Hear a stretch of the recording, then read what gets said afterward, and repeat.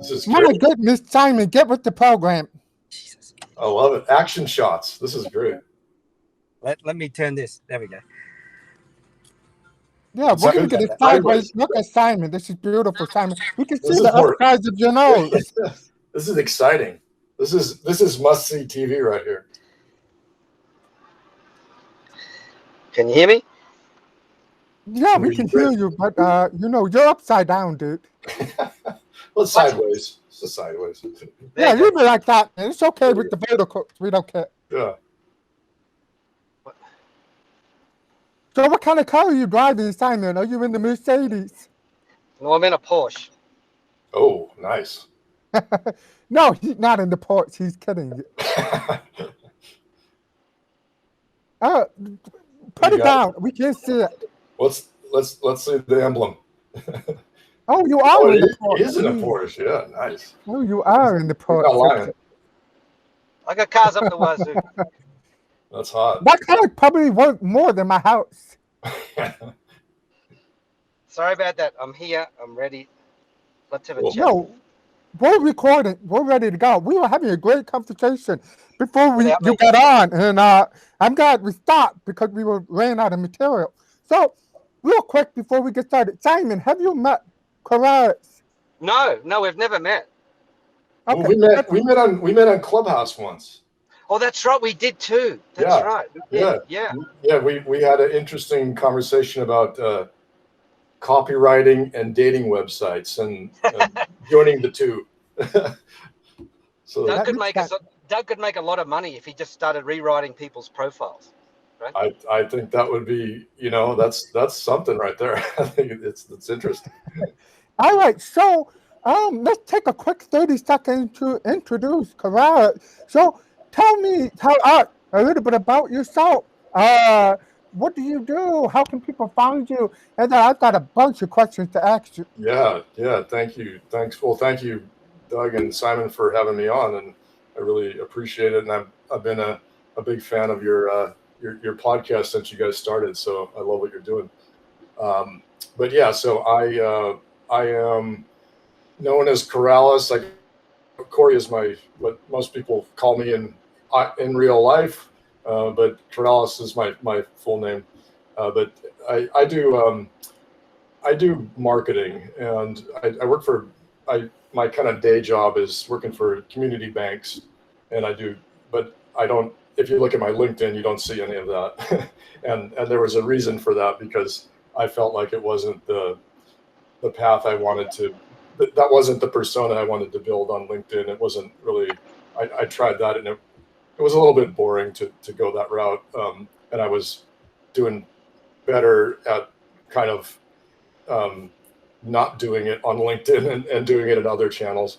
So on LinkedIn, I suppose it would be hard to tell what I exactly do, but I've been everywhere from leaning into Clubhouse to moving into general marketing stuff, talking about crypto, and if you see a lot of my stuff, so kind of all over the map, but. Now I am, doing this, focusing in on this creator economy stuff, which I think is really the culmination. I think of it makes sense. Like finally, it's like this makes all these things that I do is wrapped up in this. It's all in this weird, creator economy thing, which is, obviously a buzzword. So I'll just throw that out there now. But it's something that you know, as I was getting into like social audio and trying to trying to piece together all these things because I always had it in my mind that I wanted to put the community banks and financial partners together with creators and especially in diversity, inclusion, and creators who have traditionally been locked out, and small creators now have the ability to monetize. And I think we all know that. I don't think that has to be drug out. I mean, you see it all the time on TikTok, and those are influencers, but I never was. I'm not interested in that, to be honest. Like that, that to me is not even an economy. It's more of it's a thing that's been happening for, I mean, we wouldn't have the creator economy without that. So they're very important, but all those, YouTube stars and that, I'm not really that's not an interest. It's something that you have to, I guess, pay homage to and understand it. But ultimately what I'm really interested in is actually folks on LinkedIn, people that are creating content and content creators, and anybody who's creating, to me, is a member of the creator economy, or they can be.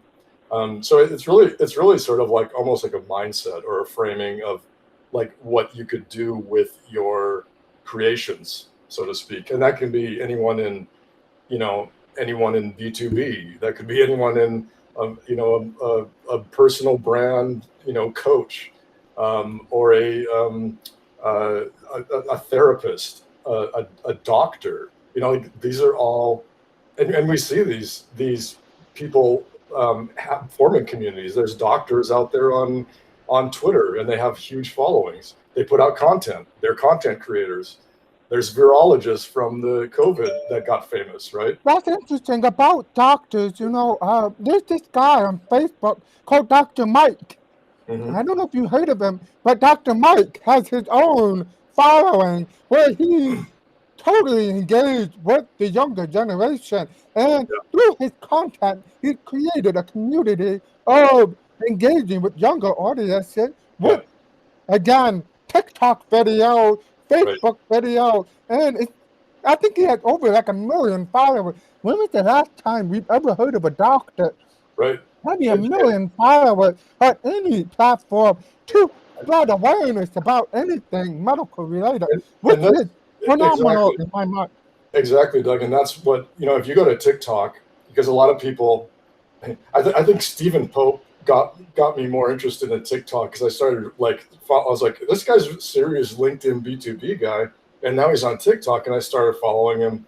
And then just by virtue of being on there to see what he was doing. We need to get Simon on TikTok. Simon would be great. Simon would be awesome. But my kids have threatened to leave if I go on TikTok. I might do it just to annoy them. But Corrales, what do you mean by, like, you talk about content creators, right? So I suppose all three of us are content creators on LinkedIn because we're active and we're present. But I have a completely different motivation probably to the next person. I don't DM people with offers. I don't ask you to sign up to my calendar, Lily bullshit, whatever it is. I don't want 15 minutes of your time, all that, right? So I think people have different motivations for, their engagement in social platforms. So mine's probably completely different to Doug, because I don't rely on LinkedIn to generate, our business doesn't rely on LinkedIn at all to generate revenue, whereas Doug relies on it 100%. Right. And I'm probably more comfortable with LinkedIn as a medium than I am Facebook. But I understand that Facebook is critically important to our business. Like, we have to be on Facebook. Yeah. If we're not on Facebook, we will, perish. And Facebook's very good for our industry in terms of if we need information quickly. So I talk about that. I mean, people's different motivations and their different agendas, right? Yeah, and that's really the attractive thing because it, the ability to use to monetize like you're doing, like everyone is going to be different, and so I'll kind of like frame it like this. What happened in web, so there's kind of two versions of the web that I think are important to understand. There's Web 2.0, which was sort of we're kind of still in that Web 2.0 phase of, like, big platforms, Facebook, LinkedIn, the major, Twitter, like, everyone is there. Like, that's where people are. That's where eyeballs are. That's where advertisers are. That's where money's being made. So Web 2.0 started, people knew they had to go to Facebook or LinkedIn.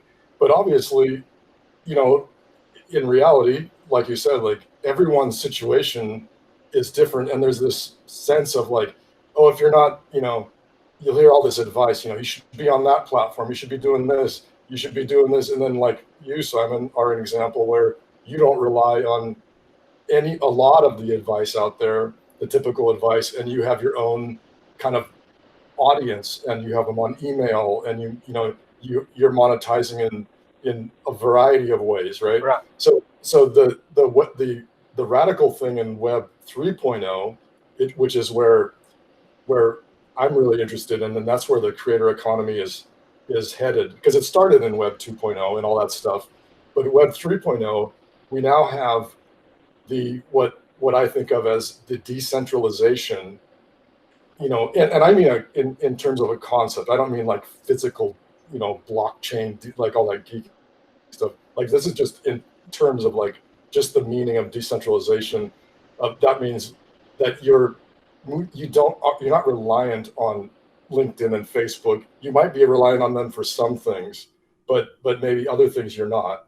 And that's just, that's, I think, it's safe to say that's how everyone's business is run. They don't rely, but we typically get this advice in the Web 2.0 world that's like, you got to do this, and you should be doing this, and there's all these systems designed around that like flattened view of how business works and all that. But with Web 3.0, you can monetize by building audience, small audience, not huge networks, but your own, and that means owning your own emails, owning your own, domains, but also tying into the big networks and making them work for you instead of the other way around. So that's kind of how I view it. I think Simon's company, for those of you who are not aware of Simon's company, he owns Eight Black, but he also owns Longmont Shuttle. And Longmont Shuttle is probably for 99% of the world. People are like, what's Longmont? Well, Longmont's a town outside of Boulder, and he has a rival who's been around for a long time, who has a bigger fleet than Simon does, who has the manpower to be in the game, and what I consider Web 2.0, which is they rely on being monolithic and use the 900-pound gorilla. Whereas Simon, whether he's intentional about it or not, had really captured a part of the market share by being flexible, and he's beating them in the PPC game. He's beating them in the email game. He's got excellent referral system, and he's also got a customer service system. These are all what you mean by decentralizing the process, where you can attack your bigger competitor by creating small niche around your core offer, right? Where traditional markets will just go in and dominate heavy-handed with big numbers. Whereas Simon's very nimble around using the very digital products out there to capture a market share for Longmont Shuttle, one of his businesses. And I find that terribly exciting, because we ran an email campaign that just sucker punched that 900-pound gorilla when it wasn't looking, and by digitizing things. And so I think Simon was going to come on, might disagree with you, but I wanted to set this up by saying Simon is already part of the Web 3.0, which he uses other platforms to take a market share. So Simon, do you agree with me on my assessment with your business, or do you think you're still part of the Web 2.0?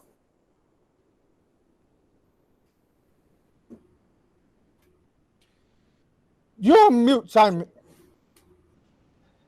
I agree with you, but Corrales, to show you how old I am, I was in San Francisco when they launched Web 2.0. There was a big seminar that went on, and I remember the day they launched Amazon Web Services. And so I actually was blogging from Australia because I went as a member of the press. Would you believe? Some idiot gave me a media pass, and I went to all these seminars and covered them. But I think that if I've learned anything with Web 2.0, Web 3.0 is that we have a full-time IT and web guy who Doug knows, and we look at the data every day. We're relentless about data in terms of what was the site traffic yesterday, what was our return on ad spend, what is our ad spend budget, where are we in the network, in the Google PPC network, and so we look at our open rates of emails, bounce rates, we look at cost per conversion, and so I think that's what's been drilled into me, as a content creator, as a marketer, to say, look at the numbers, as opposed to just, oh, let's go and create a TikTok, video that goes viral to 800,000 people. I only care about the conversion. I only care about the revenue. We look at the metrics every day on the platform, on a business, to say, how many reservations did we key? What was the revenue that we generated today? And we look at it, as opposed to this time last week, last month, last year. And I think we've become very disciplined at that. And I think that's what it takes to be successful on the web. And it goes back to even Doug's point and your point, and everyone that talks about it on LinkedIn is a vanity metric. I don't give a shit about vanity metrics. I'm absolutely hardcore focused on the revenue result and our cost per advertising. And so that's what I think is, and it might sound a little bit brutal, but I'm sorry, but that's the business that we're in. And that's how I think we compete with 900-pound gorillas, right? Whereas I'm not. Yeah. And Kylie Francis talks about this a lot, and she taught me this from the start. Was vanity metrics is don't get carried away with it. Only get carried away with, I'm only going to get impressed with LinkedIn if it delivers me the right kind of corporate security client, for example, right? Yeah, and that's, again, like, in my mind, like, maybe you don't consider yourself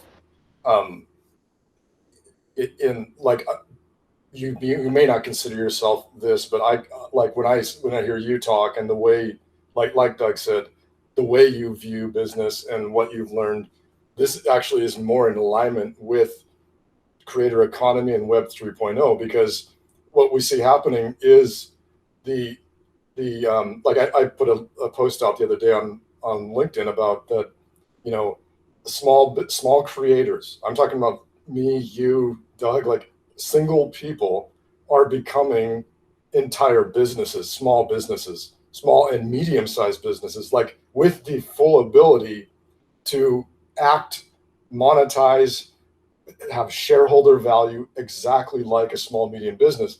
Now, that's what's really exciting. To do that is where the cryptocurrencies come in, because they have the ability now to monetize a small community that you're building off platform, on platform, but you can essentially create value inside of the community with like things called social tokens, community tokens, and these can actually be out on the market, like a stock market, and you can drive, you can have people can invest in them. People can invest in you as either as the creator or your community. And so what we're really seeing is the creator is becoming more like a small business, and all these metrics that you talked about looking at revenue and not caring about, does LinkedIn deliver this or that, or not getting involved with the buzzwords. That's absolutely, it's becoming more possible to do that, rather than, in today's monolithic thing, like you said nicely, Doug, that is where we're still at. And there's still this sense that you are reliant on LinkedIn, on these big mega platforms, because it's true, a lot of us are still reliant on those platforms, and that's not gonna change overnight. But there's a shift happening, Well, Corrales, here's the thing. Like, Doug and I interviewed, Camille Trent last week. Mm-hmm. One of the smartest people you'll see online. She's great. And she's just super wit smart. However, she lost access to the platform for a week, right? Yeah. And you could tell that it freaked her out, because she's a super geek, and whether or not that's a bit insulting, that, but she's part of that, sort of revolution in, and uprising of the geeks and the nerds, right? That Camille is like off the charts in terms of engagement and her intelligence, but you could see it visibly shook her because she just didn't know how to react. And I think that in a way, I'm glad our business doesn't depend on any of those platforms. Yeah. Because as Doug knows the power of our email network or our email database, and that's all we have. That is the connectivity between us and the customer. And people will say, well, email's gone, it's dead, it's an old medium, it's tired, that no one uses anymore.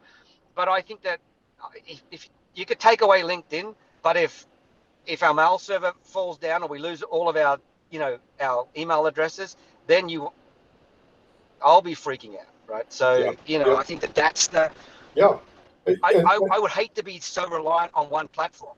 Well, and this is that's a really big point that you just made, Simon, because I've studied the web. The web has always been my fascination, but not the web, but the internet. And there's a big difference. People don't realize this. The web is a layer on top of the internet. Here, the internet was born in the 1960s, and with the a lot of people know this story. The government and academia got together and created the internet, but that's not the web. The web came about with the advent of TCP/IP protocol, and suddenly there was the ability to do things like graphics. And I remember in college when that was 96, 90, 94 when I saw the first graphical version of the web, which was Netscape 1.0. And there was one, I was all over the internet, but I was using old text-based thing called Gopher. And I ran a computer lab. I was one of the computer lab guys around, and so I would help people with Gopher.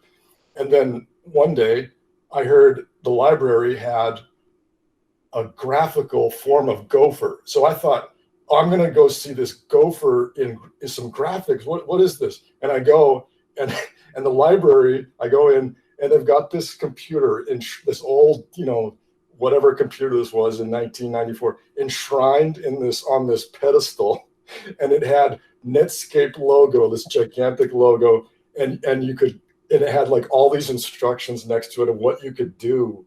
Like you could click and you could go into this thing called Yahoo and search. And so I was like, but because I knew, I suppose, I don't know, I think it was just because I understood it as that wasn't the internet to me. The internet was Gopher and the line stuff.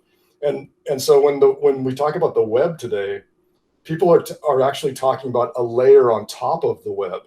And so the what's happened over the years is that Facebook, LinkedIn, all these big platforms, Twitter, began to attach a commercial layer on top of the internet, and they began to own the internet. But that's not the spirit of the internet. Was always decentralized, small community. So right now, I feel like it's actually going back to where it should be, and that's why I love where Web 3.0 is going. Is saying we're taking this back. We're taking the power away from the major corporations who decided to own the stack of the internet. That was never the intention of the internet. See, Corrales, I don't know if you read this morning, but there was a article about this year has been Facebook's lowest social engagement metric, something like that. The lowest it's ever been, right? And I think of all the platforms that's got huge potential in front of it is actually LinkedIn. They just because they're run by Microsoft, they're morons, and so they just don't know what to do, right? And I shouldn't say that, but because they're not, I'm sure they're not all morons. But I think that they're sitting on the gold mine because of the collaboration that LinkedIn could foster between communities is huge. They could have beat Clubhouse, they could have beaten Facebook, beaten everything, and so I think that's Yeah. I just think that they're probably running at 10% of potential. Right. I mean, I don't really. At the same time, I mean, you know, I'm a realist. You know, I see a lot of value in these. You know, a big network is powerful in that it's standardized. Things are standardized. So just like in the real world, standardized things are going to be efficient.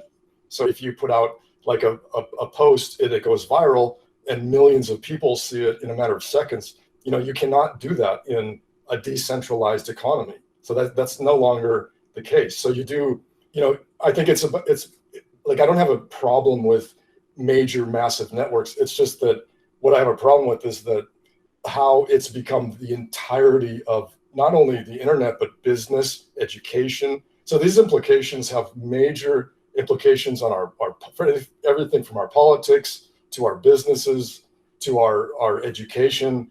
This is major stuff, and those platforms have literally captured it, between Facebook, you know, Amazon, all the big players. They have captured not only our businesses, but also our education, our politics, the way we read newspapers, the way we read books. All of that stuff is all encapsulated in that. And I think, like, right now, what you're seeing is like this decentralization is also, not only is it decentralizing businesses so that they can monetize in a much smaller way and more successfully, but it's also decentralizing the idea of a company at a level that's never been seen before, where companies are becoming, you know, personal brand is becoming such a big part, where the CEO decides, hey, you know, there's something in this personal brand. And I think that's a sign that the company itself is sort of decentralizing in a sense. Maybe not complete, not they're not going away. It's just that they're becoming a smaller chunked out. Let me take the conversation slightly in a different direction. I want to use your expertise in that. I want to use myself as a case study, and you can be the doctor for the moment. So okay, let's talk about my business, right? Yeah. So I don't have a website. I don't have an email list. I used to be on Twitter for a number of years. I, in fact, still serve clients from my Twitter year, so it's still part of my process, and I still get referrals based on stuff I've done 6 years ago, you know, and which is quite shocking to me. But on LinkedIn, what I'm noticing is my content isn't what's driving my revenue. Meaning, I am no better than the best copywriter on that. I am not the best copywriter. I don't even make the best content out there. I make a specific type of content that attracts a specific community. And in that community that I've been able to create for the last year and a half, which Simon is a part of, I'm able to get revenue out of my community without taking advantage of my community. But what I struggle with is what you talk about, which is decentralizing it, getting off LinkedIn, and having more control over the community that I've garnered on somebody else's property. And so I'm only as strong as the community I built. Right.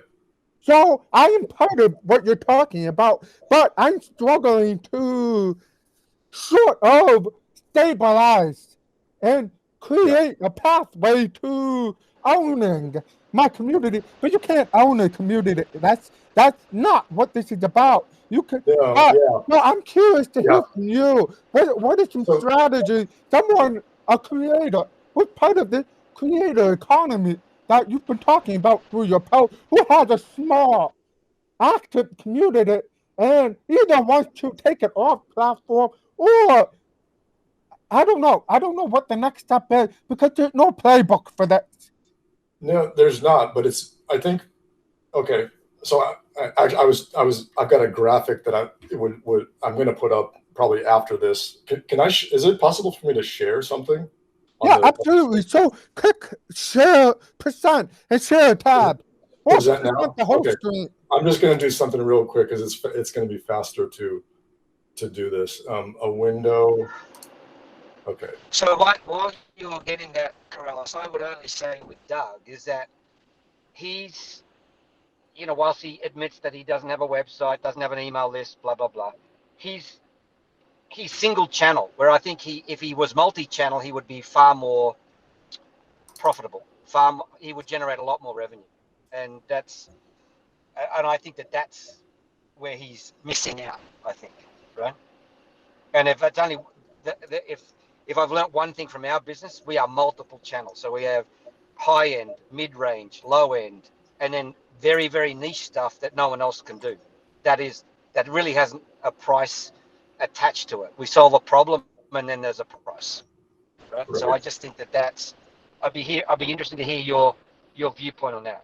So this is so I'm working on this graphic. I can see it. I remember you posting a similar graphic to that. Yeah, I've got this sort of the one in the middle. Like this. I haven't. This one is where I'm working on like how to illustrate like the course. Like here's your community, but your core strength is only a small number, and it's gonna it's inside of this. But this is where I'm going with a lot of this stuff. But this really. It's hard to explain. It's easier to show it because this is how I envision, and it's based on what I see happening. Is that so? And you can apply. Like I'm using this as an illustration to show what's happening to companies. Like here's the company, here's personal brand represented in these dots, and then this is the creator economy essentially because they are either creating their own networks or they are plugging into existing networks. And these are these are basically like little companies themselves, but little communities. And so they may or may not be attached back to the company, but this is the idea. So we can take that same concept where when we talk about like, okay, well, obviously not everyone wants to create a community or has the ability to create a community.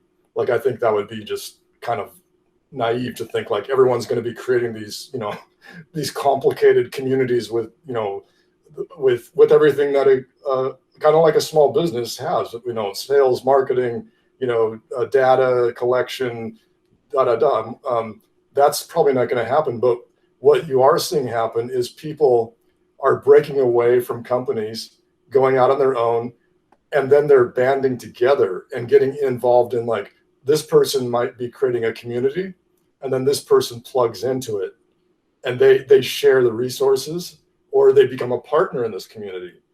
So this is kind of where I'm going with Brand New Voices, with my thing. This is what I want to facilitate, these types of activities for these creators to have an understanding that you don't have to be on your own. Like Web 2.0 gave us a great examples of people who could create, all kinds. You could watch YouTube videos, learn how to create content, and become a blogger and make a lot of money. And that's like essential to creator economy. But what the problem is that there's just not many people who can do that again and again and make it. There's only a small number of people who are A, influencers in that sphere, and B, who can actually do it. So what's exciting with this model is that we see, people banding together to, like, maybe you're really good at another community that does email marketing really well. You simply plug into them. So that's going to get down to partnerships, just like small businesses do. I mean, honestly, that's really what do small businesses do? They form partnerships, and the other partner, fills in a void where they're missing.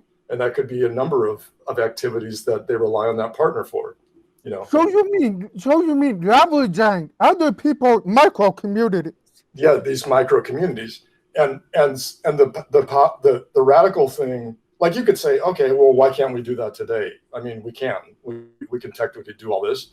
But the radical thing in Web 3.0 is the advent of crypto. And that's where things really get exciting, where like content creators, content creation communities, for instance. And I'll give you a real example. I don't know if do you know Joe Pulizzi of the Content Marketing Institute? So he's, very famous in the, he's kind of like considered the father of content marketing, but he has a community called, he sold that I think for like 15 million. And he got out of marketing completely, and now he's back in it. And he's released the second version of his book, Content Inc., about building companies on content. And then, so he's got a community. I got to get this book. Let me write it down. He's awesome. But here's the radical part: is he has a community token, which is a crypto token, and he calls it the Tilt. It's called the Tilt coin. So he created this coin, and this coin monetizes. And they like it pays out to the community members. So I think there's like 238 people in his community right now.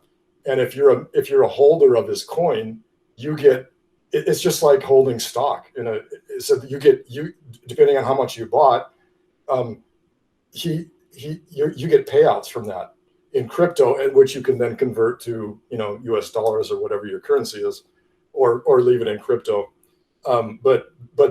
But so every I don't know, month, there's a payout structure, and it climbs with just like a stock. Like if the more people who join his community, and the more that's going to be valued, and his token goes up in value, and you can watch it just like a stock market. Now, should that be the main monetization? No, like that's, you have to be smart about it. Like that's just kind of like icing on the cake it's an incentive to get into his community.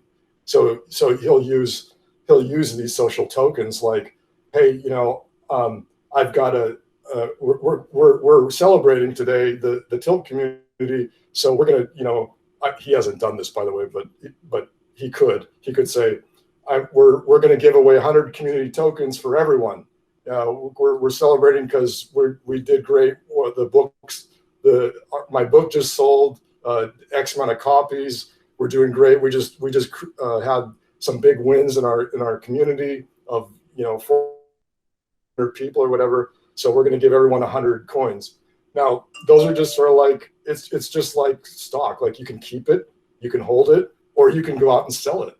You can actually go out and sell it. And like let's say you hold on to it, and in 2 years his coin is worth a lot more because his community is growing and people are becoming famous in the community. He's becoming famous. Now you can go out and say, I want to go, I bought in at this amount and I'm selling it for this. Do you want into this community? Now, again, he's not doing this, but it's one example of like how this stuff can work, where it can be extremely tempting now for a tiny little community of 500 people, 1,000 people to start to act just like a small business, and that's where you could never do that before. And this is also the big threat level to the big networks, the big platforms and publishing houses, all of that, journalists, writers, they are now feel more comfortable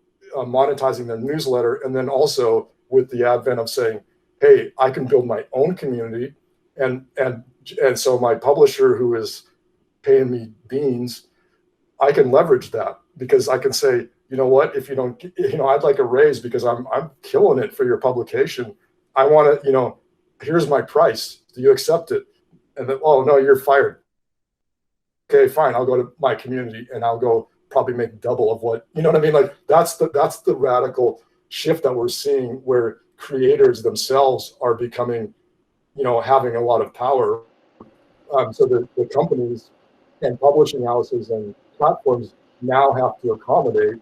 And that's why we're seeing all these creator funds, pop up, millions of dollars in creator funds, because they want to keep the creators happy. That's interesting. It's almost as if I'm trying not to get over philosophical or metaphysical with it, but we're almost socializing capitalism.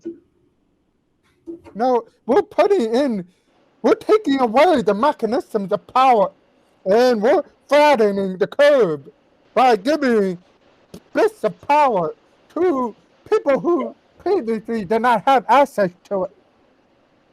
That's the best way I can wrap my head around it. It's that, when I was born in 1980, Simon was born in 1920, but when I was born in 1980, the mechanisms of power was the puppetry houses, the marketing agencies, exactly, Simon, and all of that. And so you couldn't be a part of that unless you work your way up the ranks to get to part of that power. Now we decentralize that. We demolish the buildings.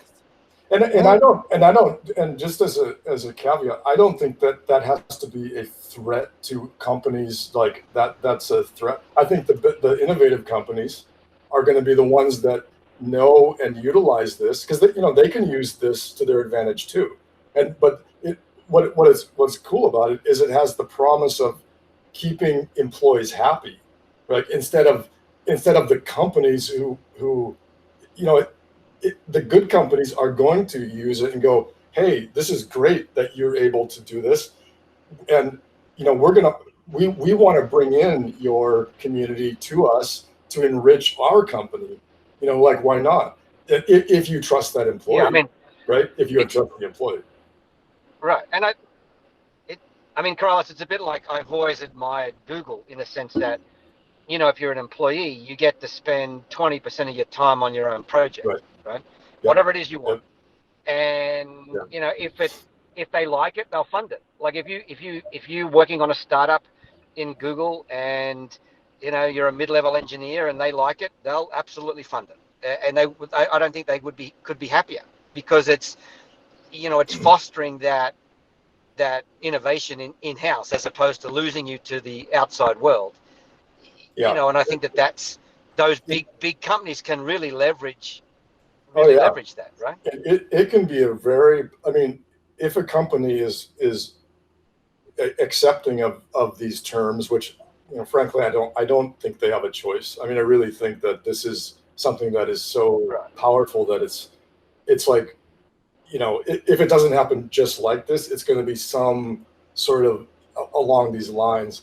And so this is going to continue to happen, and companies could benefit. Like, for instance, this can get into really interesting stuff with the disabled community, the hearing, the deaf community, because one of the big challenges, as Doug, you probably could speak a lot more expert to, is that in talking to a lot of people in DEI and disability, the big problem that companies still have, even if they have programs in place that they want to accommodate disabled and all, how do you do that with, there's so many segments. Like there's I was in one clubhouse room where there were disabled Black queers.